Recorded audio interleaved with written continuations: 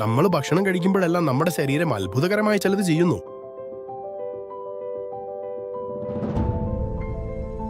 ആമാശയത്തിനുള്ളിൽ വെച്ച് ഭക്ഷണം വിഘടിക്കപ്പെടുന്നു.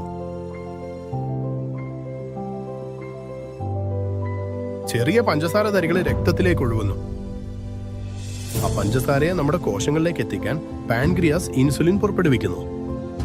ഇൻസുലിനെ പഞ്ചസാരയ്ക്ക് കോശങ്ങളിലേക്ക് കടക്കാൻ വാതിൽ തുറക്കുന്ന ഒരു സഹായിയായി കരുതുക. അവിടെ അത് ഊർജ്ജമായി മാറ്റപ്പെടുന്നു. എന്നാൽ ആധുനിക ഭക്ഷണം വേഗത്തിലാണ് വരുന്നത്, വളരെ വേഗത്തിൽ. പഞ്ചസാര കൊതിച്ചു വരുമ്പോൾ ഇൻസുലിനും വേഗത്തിൽ പ്രവർത്തിക്കേണ്ടി വന്നു. കാലക്രമേണ കോശങ്ങൾ തളരുന്നു. അവ ഇൻസുലിനോട് ശരിയായി പ്രതികരിക്കാതാടുന്നു. കോശങ്ങളുടെ വാതിലുകൾ സാവധാനത്തിലാവും. ചില വാതിലുകൾ തുറക്കുന്നില്ല. ഇത് കോശത്തെ ദോഷകരമായി ബാധിച്ചേക്കാം.